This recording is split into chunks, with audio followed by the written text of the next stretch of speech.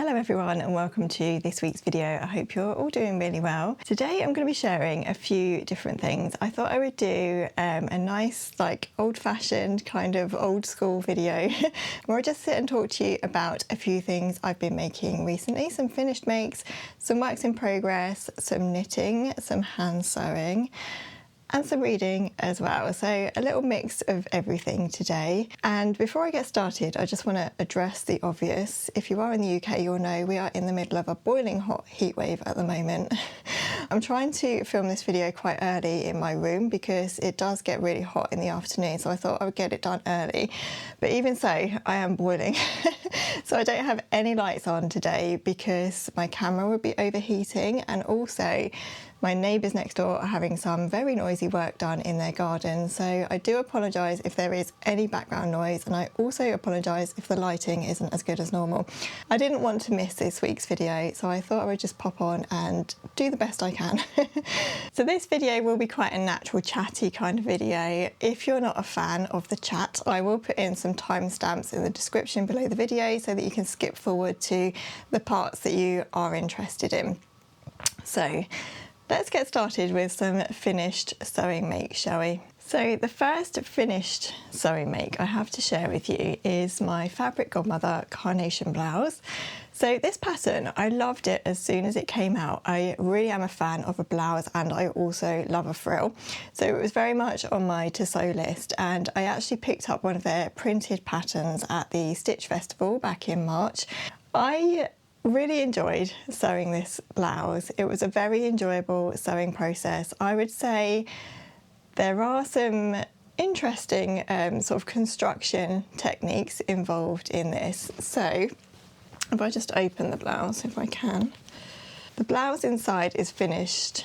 It's finished with a lined yoke, which is really nice and neat, and it looks great inside. So normally a yoke like this would be finished with the burrito method so that you don't have any stitching on show.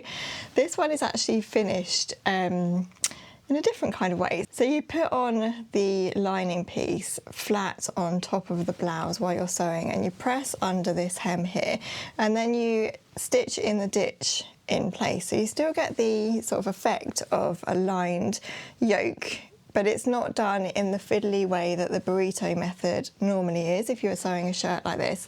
So I did find that quite interesting, but I also thought it was a really good way to finish this lined part of the blouse.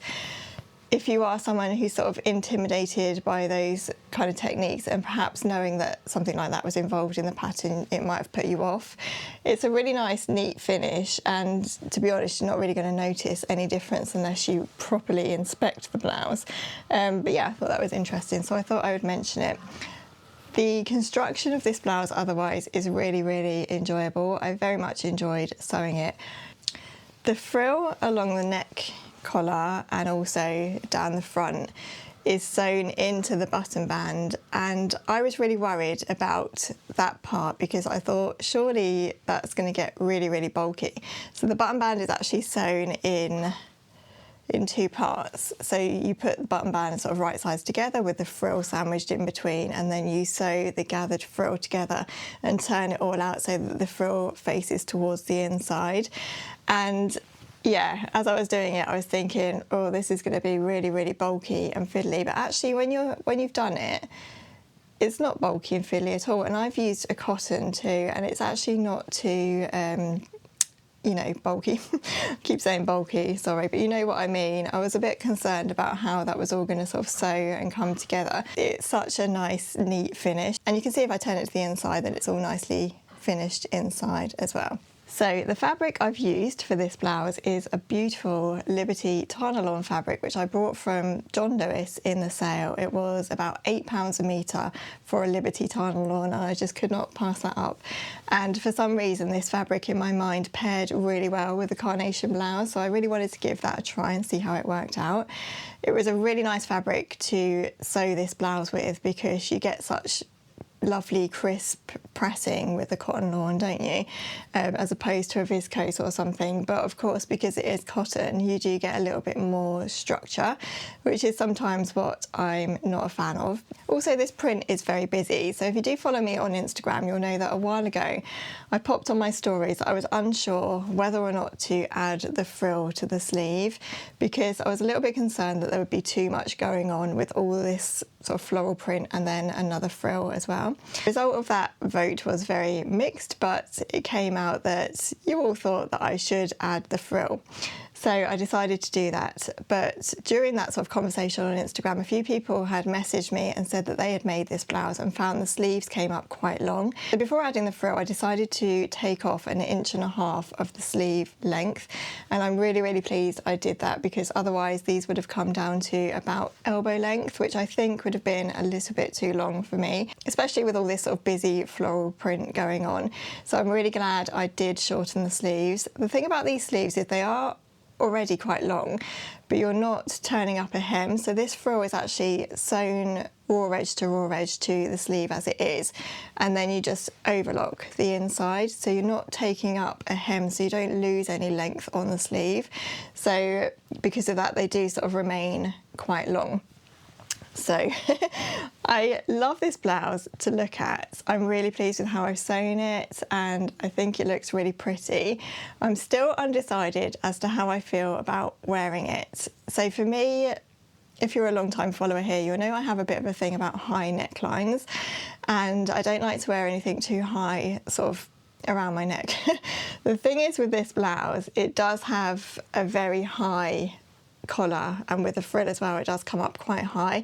I was intending to wear this unbuttoned and opened. I don't think I'll ever wear it fully buttoned up to the top, but because of the nature of this cotton, that it is a little bit more stiff and structured, it's very hard to get the blouse to flop open, and therefore it does sort of stand upright when I am wearing it.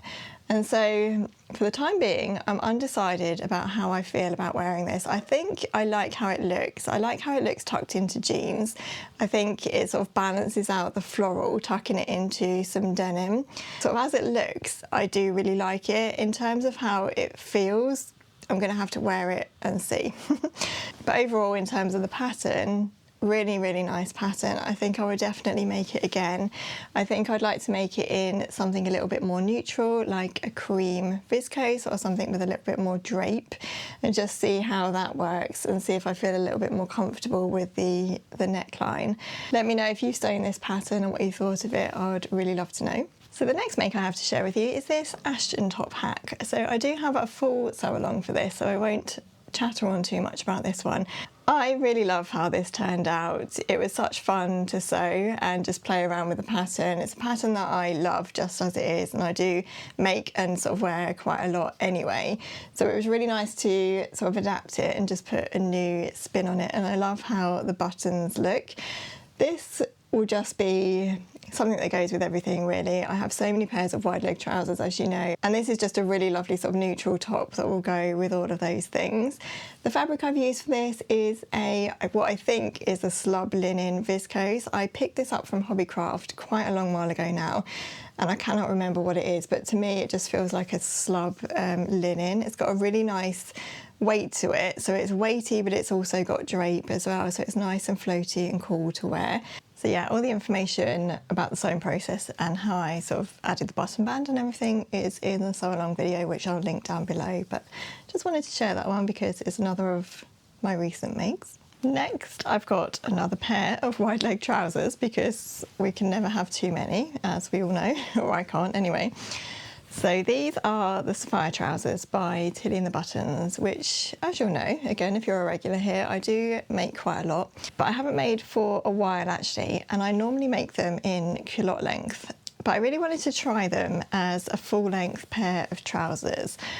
As you'll know, I usually use the Tyra trousers pattern by Plough & Patterns for a standard pair of wide leg trousers for me, but I fancied a bit of a change. So I thought I would go back to the Sapphire pattern. and just see how they worked as a full-length legged pair of trousers with a drawstring waist. I do love a drawstring waist for summer trousers. I just think they look much more casual. I'm actually going to be putting out an Instagram reel and a short soon to just share how I do adapt the waistband to include a drawstring. It's a really quick and easy change to make, and it just sort of changes the whole look of the trouser, I think. So I do like to sort of play around with waistbands to give the trousers that I make a different look and feel. So the Saphire trousers normally have a flat-fronted waistband, but I've just included a drawstring instead. Because the Saphire trousers don't have the pockets included in the waistband, it just sort of gives the whole trouser a little bit more of a sleeker look, I would say. You can add pockets to the Saphire trousers. There is a pattern piece in the Make It Simple book, I believe, although I've never used it myself. But Tilly and the Buttons do have a pocket pattern piece on their website, which you can download for free, and I use it all the time for just adding into the side seams of dresses and skirts and trousers if I do want to add pockets. So these were sewn from a cotton fabric, which I got from the fabric seller. It's such a lovely cotton.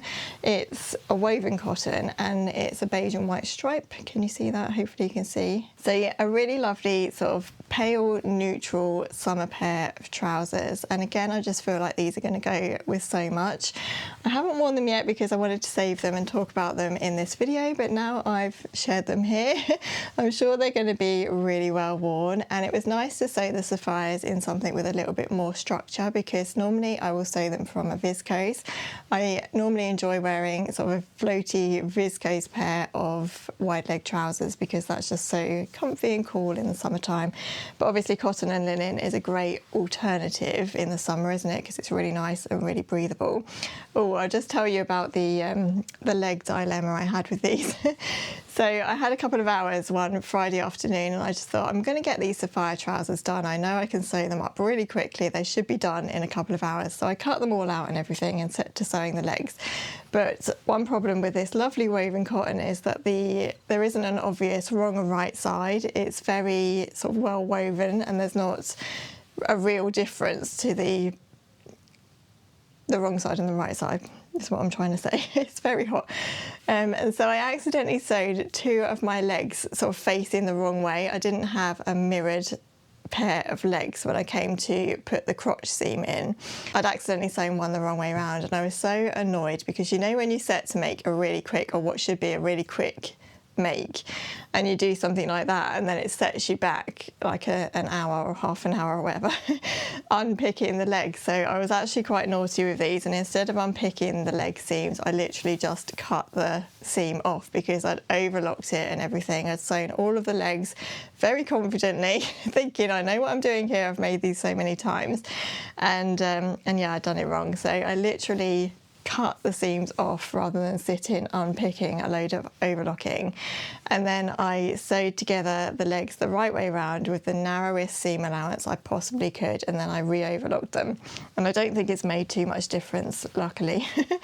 But yeah, it's one of those really annoying things, isn't it, that happens with these, what we think are going to be quick and easy projects sometimes. Kind of was merrily sewing away and not thinking too much about what I was doing, but nonetheless, they're okay now. And I'm really looking forward to wearing these for the rest of the summertime. My next make is this gingham dress, and I do have a full sew along for this dress as well, which I'll link in the video description down below. So again, I'll try not to talk too much about this one, but you'll know if you've watched that video that I had quite a few back and forths with this dress. I really wasn't sure about it while I was sewing it. Didn't know whether to make it sleeveless, didn't know whether to add sleeves, wasn't sure if this colour suited me, whether the gingham suited me. I was just a bit unsure and undecided in that video. But now it's done, I really love it and I'm so happy with it, and I'm looking forward to wearing this during this summertime too. So this is the Taker blouse dress by Named Clothing. It's one of my favourite dress patterns. I absolutely love it. I've sewn it a good few times now, and I just love the romantic sort of vintagey style of it. I was a little bit worried that because it is full length and it does have the sleeves, it was going to be quite hot to wear, which is a very interesting dilemma for us to have here in the UK. Normally I'm worried about being too cold, but recently I've actually been worried about being too hot in clothes, which yeah, it was one extreme to the other here in the UK, isn't it? But I think because this is a lovely cotton gauze, it's actually really nice and really breathable. So I think it will still be okay even in the hot weather. And for me, I quite like to have a bit of coverage these days. I can't be bothered with being sunburned and having to apply too much sun cream. All of that these days, I'm a bit impatient with, so I'd rather just cover up if I'm going to be out in the sun and have something that I'm wearing that's really quite nice and breathable, even in the hot weather. I'm actually working on a hack of this dress at the moment. Well, I've finished it actually. And if you're on Instagram, you will have seen a sneak peek of it in my stories.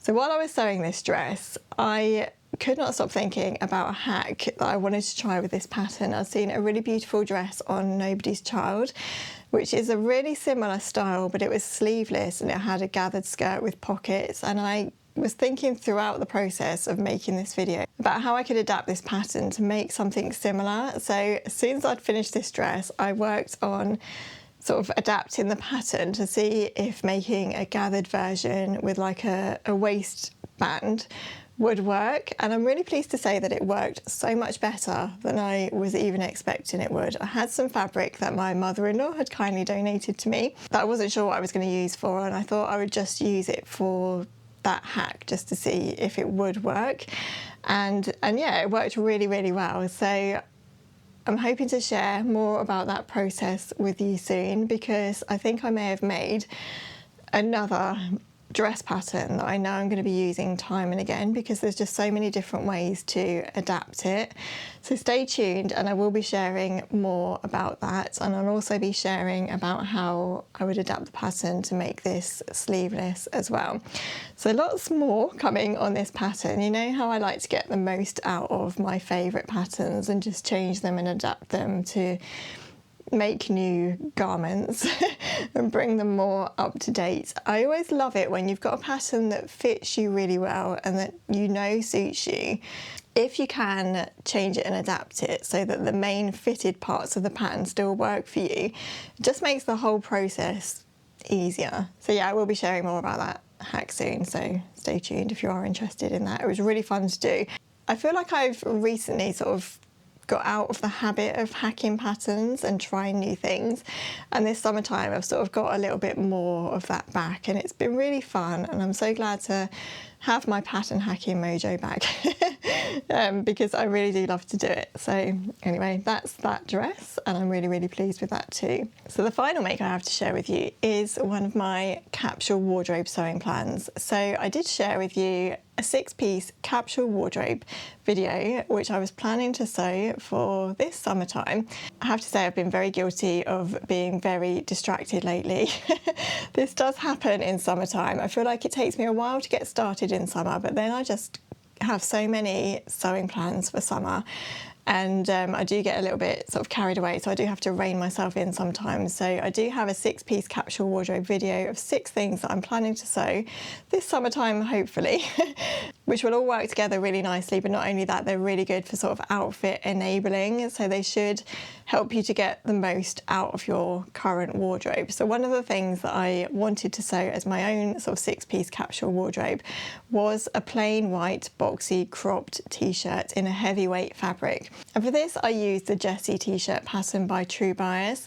The Jessie t-shirt is a free pattern. You can download it from their website, and it's free just by giving your email address, so you're signed up to their mailing list, and then they will email you the free Jessie t-shirt pattern. It's one of my favourite t-shirt patterns, and it's a really good one if you like a sort of oversized boxy fit. Comes in 2 lengths, a regular sort of t-shirt length and also a cropped length as well. And I used quite a heavyweight cotton jersey, which I picked up from Needlecraft in Hemel Hempstead. I also have some Ponte Roma fabric, which I've ordered from Minerva, and I'm going to try that as well, and then I'm going to compare the 2 sort of heavyweight fabrics just to see which one works better. So this one, as a cotton jersey, is a little bit lighter than a Ponte Roma, but it does have quite a lot of structure to it, and it's a really nice soft cotton jersey. I was actually in the shop to purchase this fabric so I could see how it felt and whether or not I thought I would enjoy wearing it, because sometimes cotton jersey isn't always for me. It can feel a little bit too structured for me, so I tend to go for bamboo or viscose jersey or even organic cotton jersey, which doesn't have so much stretch in it. I do sort of struggle sometimes with cotton jersey. Anyway, this one felt really nice, so I thought I'd pick it up and give it a go and see what I thought. And yeah, it's a standard white t-shirt. There's not too much to say about this one. I'm really pleased with how it turned out, and I'm sure it's going to be well worn. It's not quite as heavyweight as I was hoping it would be though, so I am very interested to try the Ponte Roma and see how that works. The Ponte Roma will obviously have quite a lot more weight than a cotton jersey, so it will probably turn out a little bit different to this one. But you can never have too many white t-shirts in your wardrobe, I don't think, can you? And this will be really useful for wearing with skirts, trousers, jeans, shorts, anything you like really. It's just a really good wardrobe staple, isn't it? So with the cropped version of the Jessie t-shirt, I do add an inch to the cropped length. Otherwise, I do find it does come up very short. So unless you're wearing something really, really high-waisted, you do get a bit of a gap.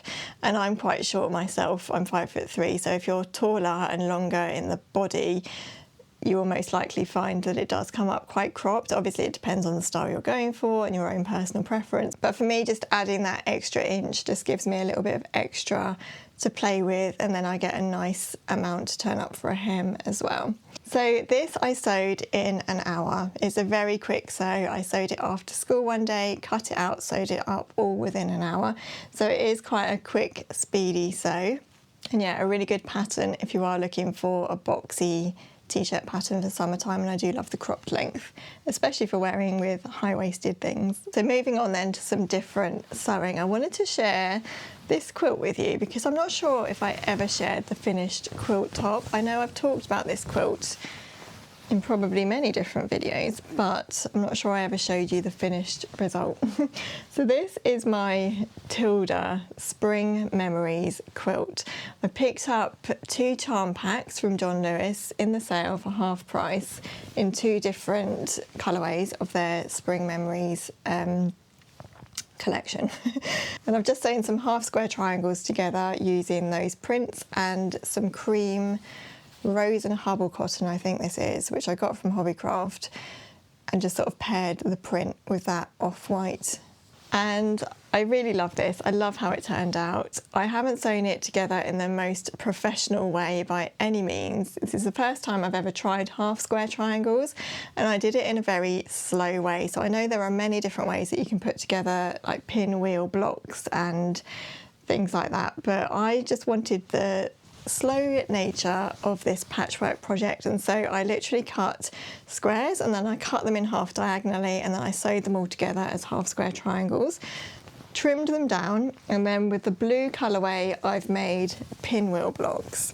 So there's one pinwheel design here, and then with the sort of mustardy pinky tones I've made this block here, and I don't know what that's called. I don't know if it has a name for it, but I've just sort of gone with the diagonals together here, and then you've got the 2 half squares here, and then I've just sort of pieced them together alternately. So I've got 1 pink and mustard, 1 blue, 1 pink and mustard, 1 blue, and so on. So sewing all of those blocks together has produced what I would say is like a crib-sized quilt. It's just over 1 metre in length and width, so it's not the biggest quilt by any means, but it's big enough to just have over your lap. And if you're a member of my Patreon, you'll know that I've been back and forth about whether or not to make this even bigger or whether to just leave it as it is and back it, bind it and quilt it and everything and just have it as a lap quilt. I've decided now to just leave it as it is and have it as a lap quilt. I think it's plenty big enough really, and I don't need a bed size quilt. This will just sort of hang around the house so that we can have it over us in the garden, or you know, when you're just sitting watching telly or whatever. It doesn't need to be a huge bed size. So I have ordered some Tilda fabric for the backing, which is this one, and I just pulled out one of my favourite prints from the collection and decided I would use that for the backing. I love this so much. It's so pretty and I love the colours in it, and it will actually bring out all of the tones that are in the quilt, even with the blues, because there's blue in the flowers as well, so that will tone nicely with the blue collection of spring fabrics. And then I've also ordered this pink for the binding. So I really just need to get on with this. I've got some wadding, which I just need to fuse, and I need to layer the quilt, pin it all together, and then I'm going to have my first ever go at hand quilting this. I've never done any hand quilting, and I'm really excited to give it a try. And I think because this is a smaller size quilt, it's going to be doable, or at least I hope it is. And my plan, I think, is to just quilt triangles. So I'll probably just quilt maybe all of the printed triangles, or maybe all of the white triangles. I think I'm going to go with the print actually, and just sort of hopefully sit in the garden and merrily hand quilt away. This is a slow project, so it doesn't really matter again how long it takes, but I would really like to have it done just because it's been hanging around for quite some time now, because I've been so back and forth on how I want it to be finished. Because I've never done any hand quilting, if you are a quilter, please let me know how you would quilt this. Because there aren't any sort of obvious quilting lines that there normally are on squared patchwork quilts, I'm struggling with how regular to sort of quilt. So yeah, my plan is to sort of do all of the coloured triangles. That will be quite a lot. Is that too much? I don't know. I'm probably just going to have to see how this goes. I think hand quilting does probably go quicker than you think it's going to, because you kind of weave the thread in and out, as I understand. Novice I am to hand quilting. But anyway, it will be hand quilted in some way or another. But I'd love to know, if you are a quilter, how you would quilt half square triangles. Please do let me know in the comments. But as it stands, I'm really pleased with this. I love how it looks. It just looks so higgledy-piggledy and so shabby chic. Not perfect by any means, but that's what I love about quilts. I just love them to not be too perfect. That is the charm of patchwork and quilting, and quilts in general for me, I think. And it's been really, really nice to work on this. It's just a change really from garment sewing, and I find it really mindful and enjoyable, and I just really enjoy working with these kind of fabrics. They just bring me a lot of joy. So yeah, I will keep you updated on that one, and hopefully one day have a finished quilt to share with you. The other project that I've been slowly working my way through is my hand sewn Hexie quilt project. So this has been ongoing for 2 years. I was actually looking back at my videos because I remember that I started this quilt in a summer video that I shared with you, and it was 2 years ago. I can't believe that, but there we are. This is very much a summery project for me. I tend to pick it up more in the summer than I do in the winter for some reason, but I just love it. And again, it's a really slow project. There's no rush with this one. I'm making, again, a crib size quilt. I'll pop in a picture of the pattern that I've got actually here so that you know what I am actually working on. It's a flower garden Hexie quilt, and I need to sew together, I think it's over 30 of these Hexie flowers. Then there are some half flowers, and then there are hundreds of white hexagons that I need to sew together to eventually sort of sew all of the other Hexie flowers together to make the quilt. So yeah, a long ongoing process, but one that I'm very much enjoying. So I won't show you all of these, but I've been putting together these flowers just sitting in the garden, or sitting at my sewing cafe, which I've started recently, or sitting in the front room watching telly even. It's just such a lovely project, and I've been working my way through a pack of Liberty fat quarter cottons that again I picked up from John Lewis in the sale, and it's just lasted me for so long. And the patterns and the colours just work really nicely together and really well together. I can't remember when I last showed you this quilt, so I do apologise if I'm repeating myself. I've probably shown you quite recently some of these, but I'm so excited to see how these are eventually going to work their way into a quilt. And I just think it would be really nice once it's done to just look at all the different fabrics, because there are so many different fabrics in this, so many different colours and tones. And I do love Liberty. And it's really funny when you're sewing these because sometimes the colour combinations that you pick out, you're not always sure if they're going to work together. I think this one I was a little bit dubious about when I was putting it together because it felt really busy, but actually when it was all sewn together, I actually really liked it and it was probably one of my favourite ones. But I also really do love the blue and mustard. I think blue and mustard is probably one of my favourite sort of colour combinations. So yeah, still working my way through this very, very slowly, but I am at over 20 hexes now, so I think I have about 10 of these to go, and then I'm on to the half flowers. So we are getting there slowly, and as I say, it doesn't really matter when it is done. It's just all about the process of this for me, I think, and I'm just thoroughly enjoying it. So I thought I would share that one with you too. Okay, let's move on to knitting then. So I've got 2 summer knitting projects on the go, and I'm really enjoying at the moment having a more mindless sort of easy project on the go, as well as something a little bit more difficult. So this one is my easy project, which is very, very nearly finished now. And this is the Mint Tea sweater by Drops Design. I have been really enjoying looking at the Drops Instagram page. They have so many lovely free patterns on their website. So this one caught my eye. I just thought it was a really pretty sort of cropped summer sweater, and it looked reasonably easy to knit. And even though it's quite nice and simple in its design, it has got this pretty sort of lace raglan increase at the armholes here. So it's got a little bit of interest in the construction and in the design as well. I have one more sleeve to knit, but annoyingly I ended up running out of yarn, and I ordered some yarn from Wool Warehouse, and I've had to get a different dye lot, which I'm hoping isn't going to affect the whole thing too much. Hopefully the colours won't be too different, fingers crossed. I'm a little bit worried about that because this is a navy. If I end up with a slightly darker navy, it's going to give me a completely different coloured sleeve. What can you do? Can't really do a lot. I don't know how that happened actually. It's possible that I knit the body slightly longer than the pattern suggested. I think I was merrily knitting away and didn't realise that I'd sort of gone past the length that they suggested, but I tried this on and I actually really liked the length. So I think that's probably where I've gone a little bit awry with my yarn amounts. Anyway, I ordered a ball of wool in a different dye lot from Wool Warehouse and managed to accidentally have it delivered to my old house.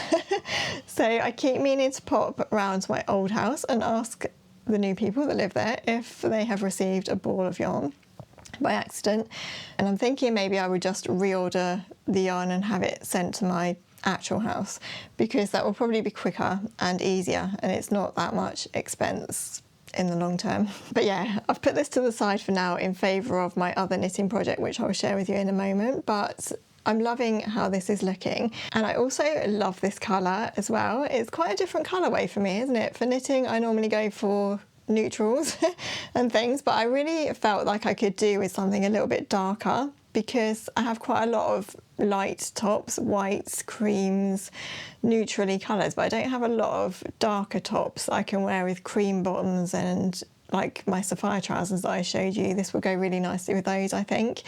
And so I made myself go for a darker colour, and I actually really love this colour of navy. It's more of a French navy rather than a really deep navy, which is the kind of colour that does tend to suit me better. So I really love this, and I just need to get on with this last sleeve.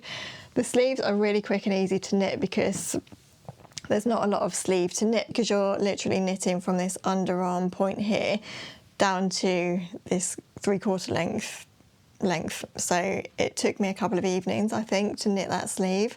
So it won't take me long to finish this once I do get my yarn. So yeah, really enjoying that one. I highly recommend that. It's a good beginner project. The only thing I would say about Drops patterns, or what I've found so far anyway, is that all of their lace seems to be knit on a chart pattern, which I don't really mind charts actually. I can do a chart or I can read like a pattern for lace, but if you're someone that doesn't like to follow a chart, then you might not enjoy. But otherwise, it's a really sort of easy, beginner-friendly project. There's not any German short rows or anything in there, and it knits up really quickly as well. This is the scrap of yarn that I'm left with, which I'll just quickly show you. I don't think there's quite enough there that I'm going to get the sleeve out of it, unfortunately. So this is a cotton yarn, It's actually recycled denim, 100% cotton, and it's knit on 5mm needles, so it's slightly thicker than probably normal cotton would be, which makes it knit up even quicker, which is always a good thing. Drops yarn, I find, is always really reasonably priced and very affordable, and I love the fibres that they use. So this, as I say, is 100% cotton, so it's a nice natural fibre. So again, I will keep you posted with that one, and hopefully I will have a finished sweater to show you soon. So moving on to my more difficult knitting project, and you can probably see why this is my more difficult knitting project.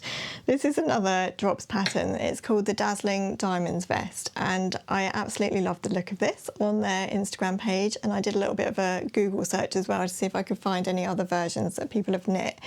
And yeah, I was really taken by the lace design of this, and I really wanted to give it a go. And this is definitely my more taxing on the brain project because the lace pattern is quite a big repeat. I think it's about 12 rows for each repeat. And for some reason, I have really struggled to get the pattern in my head with this one. You don't get a lot of sort of relief from the knitting the lace with this, because even on the purl rows, you are knitting in a pattern. So your brain is constantly engaged as to what you're doing. It's a nice, interesting construction though. The sort of triangles for the bust part are knit separately, so you knit those as a triangle on their own, and then you knit the back as well up to the armholes, and then you join the whole thing. And now I'm just sort of knitting back and forth in the lace pattern down to the bottom of the hem.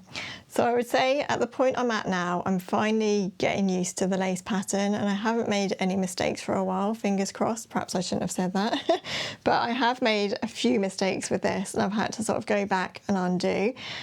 So I have been putting in a lifeline every so often, so that if I do sort of need to undo a big area, I can just undo back to that lifeline and re-pick up the stitches and carry on. And I have had to do that 1 or 2 times, unfortunately. But it's quite a lot to remember because there are a lot of stitches on this, so it's quite a long row to be counting for, if you know what I mean. But it is really enjoyable, and this is what I like in a more difficult project. I like to have something on the go that really makes you think, because I do find that if you are prone to overthinking, like myself, and you tend to sort of find yourself thinking about work or thinking about family stuff or worrying about things in the evening, if you have a knitting project on the go that really makes you think and count and sort of, you know, take your time over, it does tend to take your mind off of those things. So I do like to have something like this on the go as well, and I'm really enjoying how this is looking, and I'm quite excited to have it done. I think I've got probably about the same amount of length again to do in the body, depending on how long I want this to be. The thing is with lace, when it is blocked, it will grow and it will stretch out, so I need to make sure that I don't end up knitting this too long. So although I do want it to be reasonably cropped, I don't want it to come up too short either. So I'm going to have to sort of watch my length and try it on as I go. I've just actually pinned this in place at the armholes at the moment. I haven't sewn it together or anything. So yeah, I'll just have to sort of see how I go with this. But there's still a little bit of work to do with this one. And it's a very slow grower, I would say, as well. I end up just doing like a couple, 2 or 3 rows per evening on this because it just takes so long to do. So whether or not this will be completed in time for this summer, I hope it will be. But if it's not, then it will have to be worn next summer. The yarn I'm using for this one is Drops Muscat. So this is another cotton yarn, 100% cotton. This one is knit on 4mm needles, so it's a little bit thinner in weight than the navy jumper is, but it's a really nice weight, you know, it's not too thin. And I do like to knit on 4mm needles. I think that's probably my preferred needle size. I'm not a big fan of knitting with chunky needles, or I'd always rather knit on thinner needles, even though it does take longer. I just prefer the feeling in my hand, and I prefer the type of fabric that it produces as well. So before I finish, I'll just share some reading with you. So I had to go back to my last catch-up style video where I talked about reading to see what I was last reading and make sure that I didn't repeat myself. I have read quite a bit since that last catch-up video. If I'm reading my own videos properly, I think the last I shared with you was that I was reading The Marriage Portrait by Maggie O'Farrell. I absolutely love this. This is probably one of my favourite books. I just really love her writing. I find it so immersive, and so this is set in olden times Italy. And I felt as though I could really sort of feel and see where the main characters were. To be honest, I mean, I read this a little while ago now. I can vaguely remember the story. Does anyone else read books and love them and then just completely sort of forget what the story was about after you've read a few more books? I hate the fact that I do that. But it's really hard sometimes, isn't it, to remember the full plot of a book when you read so many books. But what I remember mostly about this book is how much I enjoyed the writing style and how beautifully written it was, more so over the story. I was looking back at my Goodreads ratings actually, and I'd given this one 5 stars. So obviously when I finished this book, I obviously loved it so much that I gave it 5 stars, which is very rare for me actually to give a book 5 stars, but yeah, this one did. So if you're a fan of historical fiction and you love beautiful writing, then I would say this is one for you. So following on from that one, another historical fiction book I read was The Women by Kristin Hannah. And so in a very unpopular turn of events, I actually didn't rate this book. I gave this one 3 stars on Goodreads.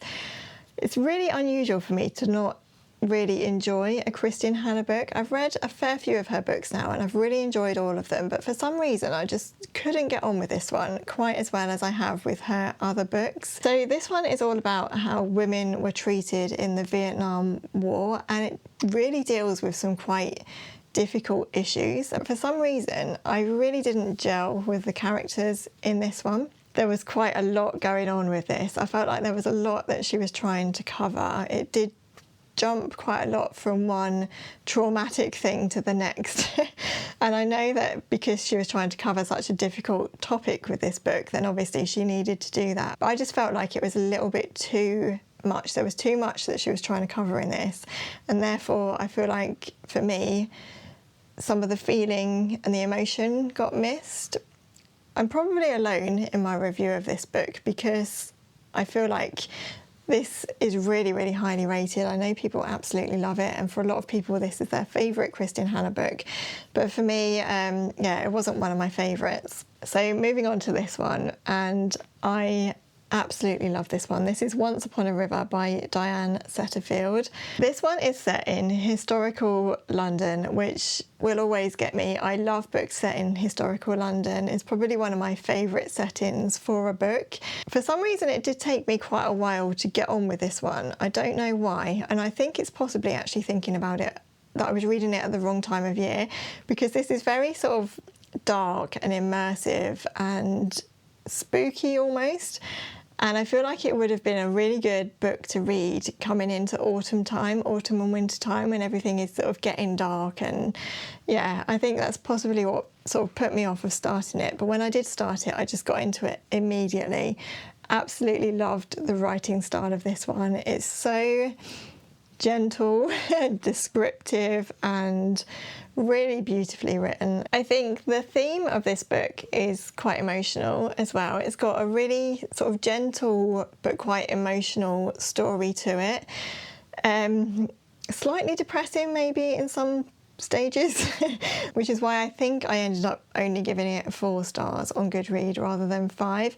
I definitely could have given it 5 stars for the writing style and how immersive it is and everything, but because there was a little bit of a depressing sort of undertone of the story, I think I ended up giving it 4 rather than 5. And I'm really looking forward to reading Diane Setterfield's other books. I'm not sure how many she's got. I know she's definitely got one other book that I really want to read, but I might save that for autumn time because I think all of her books have got this sort of dark, spooky sort of undertone. So yeah, a really good autumn read, I would say.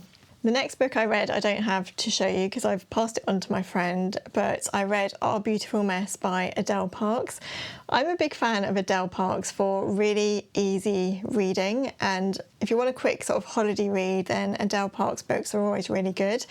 So Our Beautiful Mess, I think, is her most recent novel, and it's more of a thriller rather than what I usually read of hers, which is more the sort of romance saga family type things, and they're always really gripping and they always have a really good story to them. And this was sort of a break from some of the darker, more difficult to read books that I was reading. I just fancied reading something that was nice and quick and easy to read and to get through. So I would say I did enjoy this one. I don't think it's my favourite of hers. It was a little bit slow, I would say. I think towards the end I was kind of guessing what was going to happen, and it got to the point where I just wanted to get the book over and done with.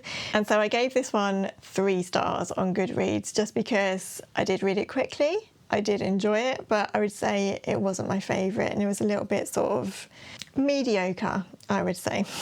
Let's move on to this one, Yesteryear by Caro Claire Burke. And I'm just going to say, if you haven't read this yet and you don't want to hear anything about this book, then I'm going to put on screen now the point at which I will stop talking about this book so that you can whiz through if you don't want to hear anything about it. I know for me this has had such a hype that I really wanted to read it without knowing too much about it, if you know what I mean, because I love to read a book without really hearing too much about other people's opinions, and then I like to form my own opinion and then see what everyone else thinks and see if they think the same as me. So if you're similar, then perhaps whiz forward this. I will really try not to give away any spoilers, but if you don't want to hear anything about it, then whiz on. So this one I ended up giving this one 2 stars on Goodreads. I really didn't rate it at all. This has had so much hype, hasn't it, on social media, and that was one of the reasons why I wanted to read it. But not only that, I really thought the concept of this book was, I thought it sounded really good, and I thought it sounded as though it would be something I really wanted to read. The very vague concept of this book is that it's based around an influencer who has millions of followers online, and she portrays herself as a trad wife, which is like a traditional wife who stays at home, looks after her family, cooks from scratch, she has a farm, so she does all the sort of farmyard and household chores, and she basically lives as if she is in the 1800s and gives a sort of glamorized view of that on Instagram. And because of that, she's got millions and millions of followers. One day she wakes up in the era of the past that she's glamorizing online. And I really loved the concept of that. I thought it was a really interesting sort of basis for a really good story. So I think this is written as a satire, so you're not necessarily supposed to like the main character. You're supposed to actually not like her. That is the point of the book, I guess. But for me, I just felt like I didn't either love or hate her. I was kind of very on the fence about her the whole way through, so I didn't even get the fact that she was supposed to be, you know, really not liked. So I found it very slow going, didn't really gel with anyone or anything that the book was talking about. It kind of got better midway through. I really enjoyed the part about how she became an influencer and how she was building her following, and I found it very interesting the way that the author portrayed how she always had to present this version of herself that she was online in her real life, and eventually the 2 lines kind of got blurred. I almost felt as well like the part of the book where she does go back in time and has to face like the real version of what her life would have been in those days. I didn't get that part either. I was a bit like, that part could have been so good, and I just came away feeling as though I didn't get it.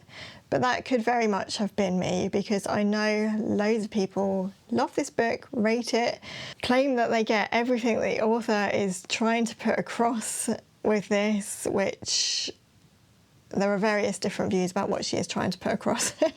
Perhaps read it and form your own opinion, but that is my opinion of it. I really didn't like it. If you've read it, I would love to know what you think. If you don't want to put anything for fear of spoilers in the comments, then message me over on Instagram. I love to discuss a book. I would love to be part of a book club and just discuss books, but It's not something that I've managed to get involved with so far, but do let me know if you've read that book and let me know what you thought. I'd really love to know. And so I just wanted to finish the video sharing a little bit of a channel update as we go into the summertime. So I'm planning to have a little bit of a break over August of uploading videos regularly. I think up until this point of this year, pretty much uploaded a video weekly since we started 2026, which I'm really proud of. But I do feel as though I need a little bit of a break in terms of uploading times, and August seems a really good time to do that. So I'm actually going to use August to work on some really exciting channel updates and channel plans.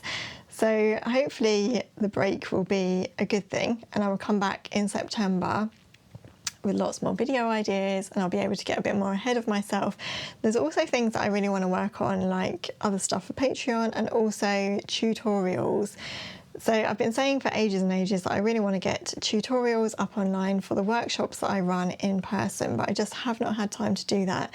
And so hopefully having a little bit of a break over the summertime will free up some time that I'm actually sort of able to do those and get those up online. So over the summertime and possibly going into the beginning of September, I'm not going to be sticking to my rigid upload time of Sunday at 8 a.m. I'm hoping to get back into that as we go into the autumn time, but throughout the summer I'm just going to be uploading as and when. So I'm hoping to still come on and catch up with you in a relaxed way. So much like I'm doing today, where I just sit and talk about what I'm up to. Perhaps do a home vlog, because I haven't done one of those for a while, and I know some of you have been asking to see like the house and what we've done to it and that kind of thing. So I just wanted to let you know that. Otherwise, I think that's everything I have to say and everything I have to catch you up on so far, everything I've been sewing, knitting and making recently. Thank you so much for watching, and if you have watched to the end, thank you so much for sticking with me. I feel like this has been quite a long, waffly, chatty kind of video, and it is getting very hot in here now, so I do need to finish talking before my camera overheats. Thank you again for being here. If you haven't already subscribed to my channel, I'd love to have you as a subscriber. I do have my memberships over on Patreon as well, where you can watch all the behind the scenes of running a content creation business, plus extra sew-alongs and things like that too. And you can also follow me on Instagram. So if I'm not as active on here over the summer, then you will definitely find me over on those other places if you do want to catch up. Take care everyone, happy sewing, and I look forward to seeing you in another video soon. Bye.